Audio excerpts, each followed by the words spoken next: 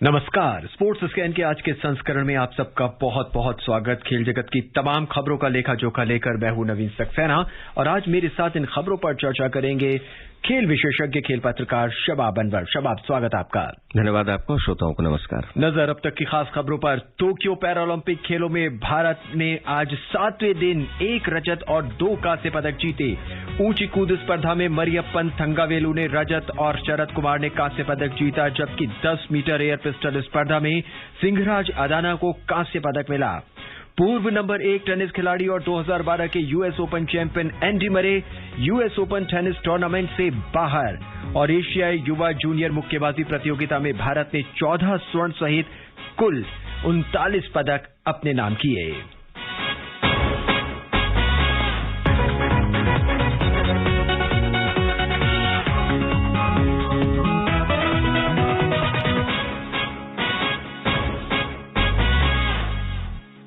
शबाब, Paralympic में आज का दिन भी भारत के लिए पदकों से भरा रहा। आज भारत ने जीते हैं 2 कांस्य और 1 रजत। बल्कि चाहे ओलंपिक हो या पैरालंपिक, जिसकी भी बात कर लें, जो अभियान 2 दिन से चल रहा है पदक का, वो भारतीय खेल इतिहास में नहीं देखा गया था। सोमवार का दिन ऐतिहासिक भारत के लिए 5 पदक और मंगलवार वो भी निरंतरता बरकरार रखते हुए। तो ये शायद भारत के पूरे खेल इतिहास में इतना ऐसा मौका है जब 48 घंटों तक लगातार इस तरह की खुशी भारत को मिल रही है अंतर्राष्ट्रीय स्तर पर। और इससे ये साबित होता है कि भारत में स्पोर्ट्स कल्चर अब पूरी तरह से पनप चुका है। और अब जिस तरह से भारत की सरकार और विशेषकर प्रधानमंत्री जी जिस प्रकार से खिलाड़ियों का हौसला बढ़ा रहे हैं, तो उससे भारतीय खेल को काफी फायदा हो रहा है। हालांकि पहले भी इस तरह की चीजें देखने को मिलती थी कि 29 अगस्त का जो खेल दिवस होता था, खिलाड़ियों को सम्मानित किया जाता था, या वैसे प्रतिष्ठान जहां खिलाड़ी कार्यरत हैं उनका प्रमोशन हुआ मेडल जीतने पर। लेकिन इस तरह से कि इधर आपने मेडल जीता, उधर पीएम आपसे बात करने के लिए तैयार है, ये कल्चर अभी तक मैंने अपने। और जब आप कहीं ना कहीं हर खिलाड़ी को लगता है कि अब मेरे पास फोन आने वाला है। बिल्कुल, जब गार्जियन, देश का गार्जियन अगर आपसे के खेल पर नजर रखे हुए है, पहले होता था लोग देखते हैं मेरे माता पिता देख रहे हैं कि नहीं, अब सेकेंडरी हो गया है। अब जो अंतर्राष्ट्रीय स्तर पर विशेषकर ओलंपिक में खिलाड़ी जाते हैं, कॉमनवेल्थ में जाते हैं, उनको लगता है प्रधानमंत्री जी देख रहे होंगे मेरा मैच। तो एक दबाव तो होता है, लेकिन उस दबाव से निकलकर जो हौसला बढ़ता है कि पूरा देश तो देख ही रहा है, गार्जियन भी देख रहा है, तो मुझे लगता है बहुत ही अच्छा साल है। पैंडेमिक के बाद जो लॉस हुआ था स्पोर्ट्स को, पूरी तरह से पूर्ति हो गई है। पैरालंपिक में जाने से पहले इंडियन पैरालंपिक की जो समिति के अध्यक्ष हैं दीपा मलिक, उन्होंने कहा था कि हम कम से कम 15 पदक तो जीतेंगे ही जीतेंगे। मैं काउंट कर रहा था, 6 और 1 7 और 2 9 पदक लगभग हमारी झोली में आ चुके हैं। और इससे पहले आप देखिए रियो में भी देखिए बहुत कम थे, 4। फिर उससे पहले वाला जो ओलंपिक था उसमें भी संख्या कम थी। तो एक बहुत बड़ा उछाल आया है अगर देखा जाए पैरालंपिक्स में भी। तो निश्चित रूप से इनकी तो ज्यादा तारीफ होनी चाहिए। बल्कि मैं तो कहता हूं कि ये पैरालंपिक्स के जो एथलीट हैं उनको एक की जगह 2 मेडल का आंक करके चलना चाहिए, क्योंकि जिन विपरीत परिस्थितियों में वो खेलते हैं तो और जितना दृढ़ संकल्प उनका होता है, तो उनकी जितनी प्रशंसा होनी चाहिए। मैं जुड़ा रहा हूं पैरालंपिक एथलीटों से, उनकी शिकायत भी पहले रहती थी कि ओलंपिक खत्म हो जाता है, उसके बाद लोग पैरालंपिक्स एथलीट को भूल जाते हैं। लेकिन अब समय बदल गया है, अब पैरालंपिक्स एथलीट को भी उसी तरह याद किया जा रहा है, उसी तरह से उनको प्रेरित किया जा रहा है जिस तरह से अन्य खिलाड़ियों को। आज से कुछ साल पहले की बात करें तो शायद पैरालंपिक खिलाड़ियों को या पैरालंपिक खेलों के बारे में इतनी चर्चा नहीं होती थी। आज भी आप देखिए प्रिंट मीडिया जो है उदासीनता का शिकार है अभी भी इस मामले में। आकाशवाणी, मैंने पिछले प्रोग्राम में भी कहा था कि काफी आकाशवाणी, दूरदर्शन ने काफी हौसला बढ़ाया इन लोगों का। लेकिन अभी भी जरूरत है कि जो सबसे ज्यादा पढ़ा जाने वाला जो हमारा अखबार के जो खेल पन्ने हैं, आप उठा करके देख लेंगे, चूंकि प्रधानमंत्री सीधे खिलाड़ियों से जुड़ चुके हैं, इसलिए कुछ खबरें अब आने लगी हैं, लेकिन उनको जगह नहीं मिलती। और शबाब, आकाशवाणी लगातार जुड़ा हुआ था, भले ही ओलंपिक हो और पैरालंपिक की हर इवेंट को आकाशवाणी ने कवर किया है। टोक्यो में ऊंची कूद स्पर्धा में भारत के मरियप्पन थंगावेलु उम्मीद की जा रही थी, उम्मीद पर खरे उतरे। स्वर्ण की उम्मीदें हर कोई खिलाड़ी करता है, लेकिन रजत से आज उन्हें संतोष करना पड़ा। देखिए, एक होता है पदक जीतना और एक होता है निरंतरता के साथ लगातार ओलंपिक्स में पदक जीतना। इसमें ये बहुत बड़ी बात है। हो सकता है पदक का रंग कोई कुछ और है, लेकिन ओलंपिक में अगर आप पदक जीतते हैं देश के लिए, तो मुझे ऐसा लगता है कि पदक के रंग पे, मुझे कलर पे नहीं जाना चाहिए। ओलंपिक का पदक होता है। Mariyappan Thangavelu 1.86 season best, Sharad Kumar 1.83 season best. लाजवाब प्रदर्शन जी, जिसको कहा जाए। और इसकी अपेक्षा, जैसा कि आपने भी कहा, और जो उनके जो मुखिया थे पैरालंपिक्स एथलीट के, दीपा मलिक जी ने जो उम्मीद जाहिर की थी अपने एथलीटों से, उस पर पूरी तरह खरे उतरे। हालांकि इसी स्पर्धा में वरुण सिंह भाटी जो थे वो 1.77 मीटर की छलांग के साथ 7वें स्थान पर रहे। कोशिश उन्होंने भी पूरी की। हाँ, बिल्कुल की। इससे पहले आज पुरुषों की 10 मीटर एयर पिस्टल स्पर्धा में सिंहराज अदाना ने फाइनल में तीसरा स्थान हासिल कर कांस्य पदक देश के नाम किया। जहां एक और ओलंपिक में हमारे निशानेबाजों ने थोड़ा निराश किया, वहीं पैरालंपिक में हमारे निशानेबाज लगातार सटीक निशाने लगा रखे हैं। स्वर्ण से शुरुआत हुई थी और फिर उसके बाद भारत के पदक जो है वो रुकने का नाम ही नहीं। जी हाँ, बिल्कुल, ये कहा जा सकता है कि उसकी पूर्ति पूरी तरह से यहाँ पर हो रही है। जिस प्रकार से मेन ओलंपिक में जो हमारे निशानेबाज, जिनसे सबसे ज्यादा उम्मीद थी देशवासियों को, उनके निशाने छूके, लेकिन यहाँ पर इन दिव्यांगों ने उस अचूक निशाने लगाए। जी। महिलाओं की 10 मीटर एयर पिस्टल के फाइनल में रुबीना फ्रांसिस को 7वें स्थान से संतोष करना पड़ा। शॉटपुट स्पर्धा की बात करें तो माधव राव भाग्यश्री जाधव 7वें स्थान पर रही। एथलेटिक्स में महिलाओं की 100 मीटर स्पर्धा में सिमरन हीट में 5वें स्थान पर रही।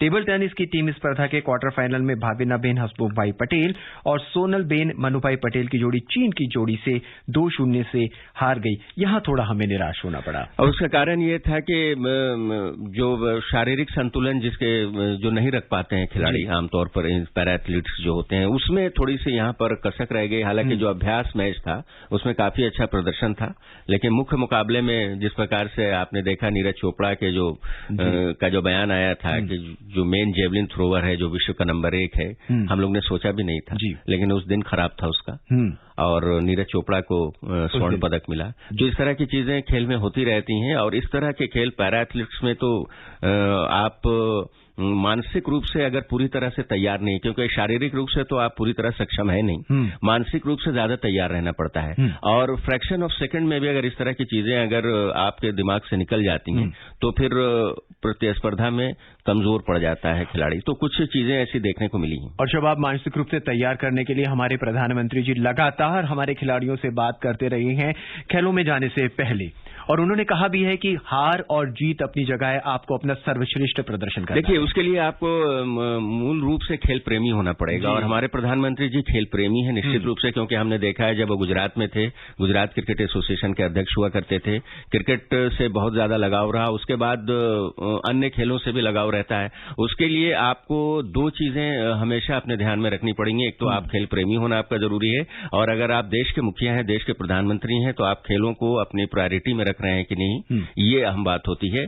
और इसमें निश्चित रूप से पूरे मार्क्स नरेंद्र मोदी जी को मिलेंगे, क्योंकि उन्होंने स्पोर्ट्स को प्रायोरिटी में रखा है। खिलाड़ी पदक जीत करके आए, एक सम्मान समारोह हो गया, उससे ज्यादा देश में नहीं होता था। जैसा कि आप भी जानते हैं कि एक अर्जुन अवार्ड और फिर खेल रत्न, ये सब दे करके फिर उसके बाद लोग भूल जाते थे। और विशेषकर पैरा एथलीट्स का तो कोई जानता भी नहीं था। अभी भी कुछ लोग पूछते हैं कि भाई ओलंपिक तो टोक्यो में खत्म हो गया, अब क्या हो रहा है? जी, जहां तक मुझे जान पड़ता है कि कुछ लोग शायद पैरालंपिक को ठीक से प्रोनाउंस भी नहीं कर पा रहे हैं। बिल्कुल बिल्कुल।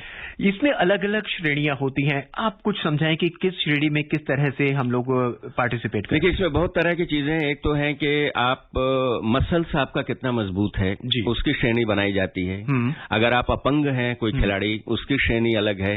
आपका हाथ पैर किसी एक्सीडेंट में कट गया है, आप अक्षम है शारीरिक रूप से, तो उसकी श्रेणी बनाई जाती है। तो इस तरह से श्रेणियां बनाई जाती हैं। और ये मैंने मसल्स का इसलिए नाम लिया क्योंकि विनोद कुमार के बारे में आपने सुना होगा कि उन्होंने एक मेडल जीता, लेकिन जिस कैटेगरी में, जिस मसल्स कैटेगरी में वो आते थे, शायद वहां पर विवाद हो गया था, और अभी उसका निर्णय आना फाइनल बाकी है। लेकिन ऐसा लगता है कि शायद वो पदक से उन्हें वंचित होना पड़ेगा। तो इस तरह की चीजें होती हैं, अलग अलग कैटेगरी बनाई जाती है, और उस कैटेगरी में पूरी निष्ठा से आपको उतरना पड़ता है। ये एक जिम्मेदारी एक बड़ी होती है पैरालंपिक्स के। उससे ज्यादा जो उनके साथ जो प्रबंधक के रूप में जाते हैं, कोच के रूप में जाते हैं, उन्हें इसका ध्यान रखना पड़ता है। हालांकि भारतीय खिलाड़ियों से जिस तरह की उम्मीदें की जा रही थी, वहां पे सभी खिलाड़ी खरे उतर रहे हैं।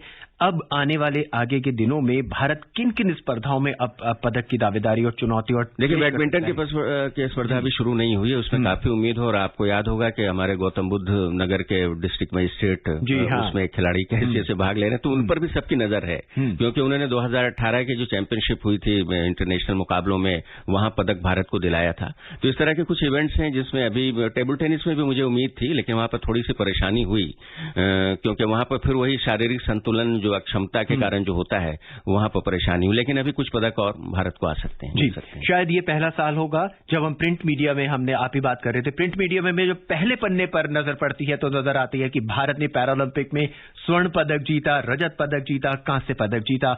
ये एक बहुत, अगर आप मुझे बोलने दे तो इसका श्रेय भी प्रधानमंत्री जी को ही जाता है, क्योंकि अगर पीएम इन्वॉल्व नहीं होते पैरालंपिक एथलीट्स से भी, तो फिर उनको जगह नहीं मिलती है, इनको जगह नहीं मिलती है। आपको नवीन जी, आप यकीन मानिए, इनके बारे में अखबार के संपादक भी नहीं जानते हैं कि ये कौन सा गेम हो रहा है। बहुत जगह मैंने ये भी देखा है। तो इनको बताने की आवश्यकता है, और इसलिए आज इनका नाम लिया जा रहा है, या इन पर भी उसी तरह से इनामों की बौछार होगी, क्योंकि प्रधानमंत्री जी सीधे इन्वॉल्व हैं और उन्होंने कोई भेदभाव नहीं किया है मेन ओलंपिक्स और इन खिलाड़ियों के बीच। जवाब, टारगेट ओरिएंटेड पोडियम स्कीम कितनी महत्वपूर्ण है हमारे लिए?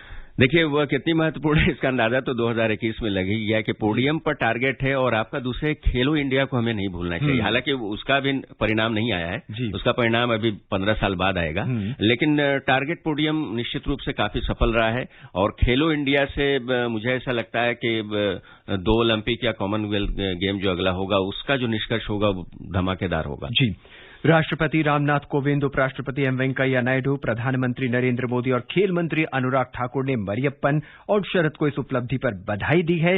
राष्ट्रपति और उपराष्ट्रपति ने कहा है कि पैरालंपिक खिलाड़ियों ने देश को गौरवान्वित किया है। वहीं प्रधानमंत्री ने कहा कि मरियप्पन थंगावेलु उत्कृष्टता और सजगता के पर्याय हैं। खेल मंत्री ने कहा कि मरियप्पन ने लगातार दूसरे पैरालंपिक में पदक जीतकर ऐतिहासिक उपलब्धि हासिल की है, और उन्होंने कहा कि शरद कुमार ने शानदार प्रदर्शन किया है और बेहतरीन जज्बा दिखाया है।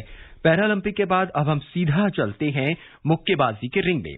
भारत ने दुबई में आयोजित एशियाई युवा मुक्केबाजी प्रतियोगिता में स्वर्ण पदक जीत सहित 14 स्वर्ण सहित कुल 39 पदक अपने नाम की हैं। सुनते हैं अलका की रिपोर्ट।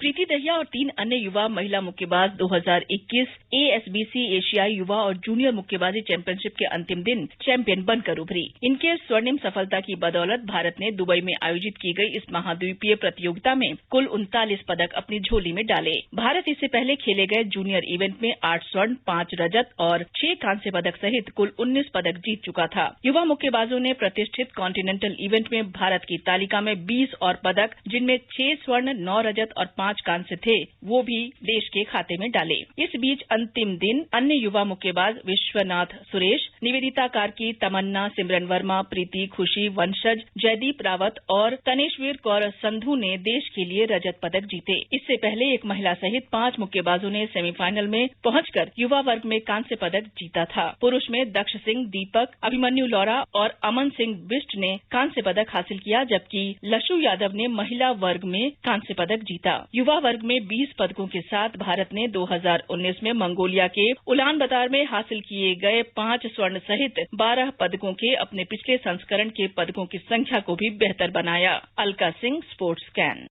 शबाब, न सिर्फ पैरालंपिक बल्कि एशिया मुक्केबाजी प्रतियोगिता युवा भी और जूनियर भी पूरी बहार है, समझिएगा, खेल की बहार। अगर भारतीय परिप्रेक्ष्य में अगर देखा जाए, जिस तरह से मौसम में बहार आई है भारत में, उसी तरह से खेलों में आप देखिए कि ये पहला मौका था जबकि युवा वर्ग और फिर जूनियर वर्ग दोनों का मुकाबला एक साथ हुआ। और इसमें महिला वर्ग में लड़कियों ने क्या कमाल का प्रदर्शन किया है। आप जानते हैं कि सीनियर लेवल पर भी महिला मुक्केबाजों ने अंतर्राष्ट्रीय स्तर पर जबरदस्त प्रदर्शन किया है। उसी की पुनरावृत्ति करते हुए 10 में से 8 अगर फाइनल में अगर आप पहुंच जाते हैं और 8 स्वर्ण जीत जाते हैं, तो ये मामूली बात नहीं है। हमारे पास अब एक मैरी कॉम या एक बोरगोहेन नहीं है, बिल्कुल नहीं जी। और ये एक ऐसा खेल अब बन चुका है जहां सबसे ज्यादा इसकी तैयारी भी की जाती है अच्छे से, और महिला इसमें बहुत ज्यादा आगे आई हैं जी। अगर आप देखा जाए, रेसलिंग में तो है ही है, लेकिन सबसे ज्यादा अगर बॉक्सिंग मुक्केबाजी में अगर देखा जाए, और इसमें 3-4 खिलाड़ी तो ऐसे हैं जो बहुत जल्द भारत की जो सीनियर टीम है उसका हिस्सा बनती हुई नजर आएंगी। विश्वामित्र चौंगथम की मैं बात करूंगा कि 51 किलोग्राम भार वर्ग में एशिया चैंपियनशिप में युवा पुरुष वर्ग के पिछले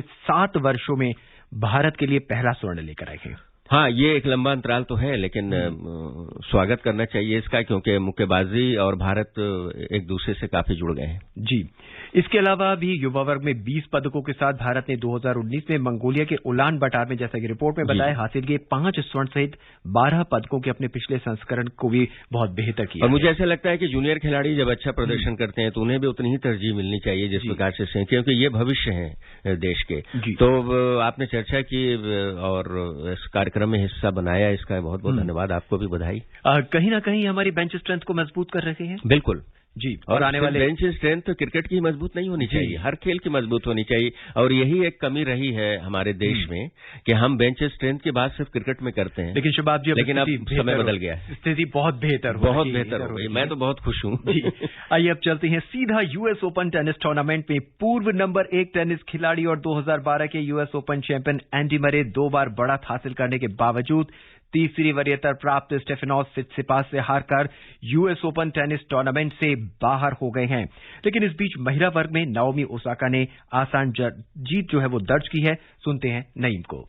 कमर की सर्जरी के बाद एंडी मरे ने जबरदस्त जज्बा दिखाया, लेकिन तेज गर्मी और उमस के बीच आर्थर एस स्टेडियम में 5 घंटे तक चले मुकाबले में वो जीत नहीं सके। कोरोना वायरस के कारण 2019 के बाद पहली बार स्टेडियम में पहुंचे दर्शकों ने भी एंडी मरे का हौसला बढ़ाया, लेकिन यूनान के सित्सिपास ने आखिर में ये मुकाबला जीतकर ब्रिटिश खिलाड़ी का वापसी का अभियान थाम दिया। मरे के अलावा 2014 के चैंपियन मारिन सिलिच भी बाहर हो गए। वो फिलिप कोलश्राइबर के खिलाफ चोट के कारण 5वें सेट में हट गए थे। नोवाक जोकोविच की निगाह रोजर फेडरर और राफेल नडाल के 20 ग्रैंड स्लैम खिताब रिकॉर्ड्स तोड़ने पर भी टिकी है। वो खिताब जीतते हैं तो रॉड लीवर के बाद 1 वर्ष में 4 ग्रैंड स्लैम जीतने वाले दूसरे खिलाड़ी बन जाएंगे। महिला वर्ग में ही 2017 की चैंपियन सलोनी स्टीफन्स ने मेडिसन कीज को संघर्षपूर्ण मैच में उनके अलावा पूर्व number 1 Angelique Kerber, Simona Halep और गरबाइन मुगुरुजा तथा 2020 की उप विजेता विक्टोरिया अजारेंका और 17 वर्षीय अमरीकी खिलाड़ी कोको गॉफ भी दूसरे दौर में पहुंचने में सफल रहे।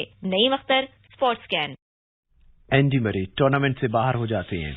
बड़ी मेहनत करके आए थे और लगातार उतार चढ़ाव का तो हिस्सा वो रहे हैं पहले भी, अगर अतीत देखा जाए तो।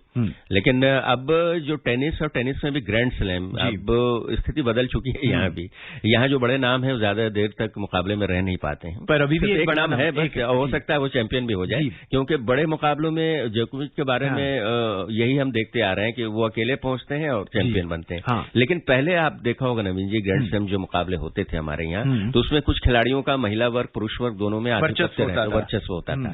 लेकिन ये अच्छी बात है खेल के लिए कि किसी एक खिलाड़ी का वर्चस्व नहीं है। जो युवा खिलाड़ी नए आ रहे हैं वो भी उलटफेर कर रहे हैं। उलटफेर अगर स्पोर्ट्स खेल में नहीं होता है तो फिर खेल का मजा नहीं है। जब आप महिला वर्ग की बात करते हैं, एक नाम उभर कर आ रहा है कोको गॉफ का। बिल्कुल, और लगातार बेहतर प्रदर्शन कर रही हैं। बहुत ही कम उम्र की खिलाड़ी हैं, लेकिन जिस तरह का प्रदर्शन उन्होंने किया काबिल तारीफ है। स्टेफी ग्राफ से मिलता जुलता नाम है और लोग उन्हीं से जोड़कर भी देख रहे हैं, लेकिन दोनों के स्किल में काफी अंतर है।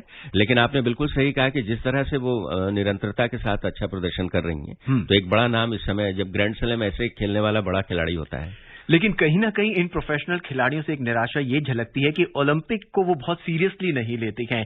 चाहे हम नाओमी ओसाका की बात करें, हम जोकोविच की बात करें या दूसरे बड़े खिलाड़ियों की बात उनका फेडरेशन सीरियस नहीं लेता। ये बात फुटबॉल के साथ भी है। आपने ओलंपिक में फुटबॉल की गहमा गहमी कभी नहीं देखी। हॉकी की होती है लेकिन फुटबॉल की नहीं होती।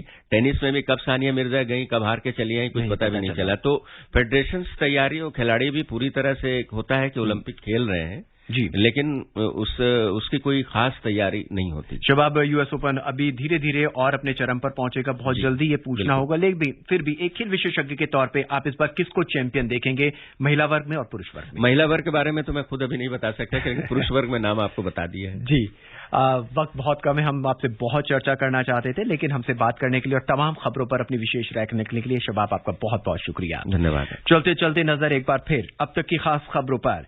टोक्यो पैरालंपिक खेलों में भारत ने आज 7वें दिन 1 रजत और 2 कांस्य पदक जीते। ऊंची कूद स्पर्धा में मरियप्पन थंगावेलु ने रजत और शरद कुमार ने कांस्य पदक जीता, जबकि 10 मीटर एयर पिस्टल स्पर्धा में सिंगराज अदाना को कांस्य पदक हासिल हुआ। पूर्व नंबर 1 टेनिस खिलाड़ी और 2012 के US open champion Andy Murray US open tennis tournament से बाहर हो गए हैं और एशियाई युवा जूनियर मुक्केबाजी प्रतियोगिता में भारत ने 14 स्वर्ण सहित कुल 39 पदक अपने नाम किए। आज के इस अंक में बस इतना ही। मुझे यानी नवीन को दें इजाजत। नमस्कार।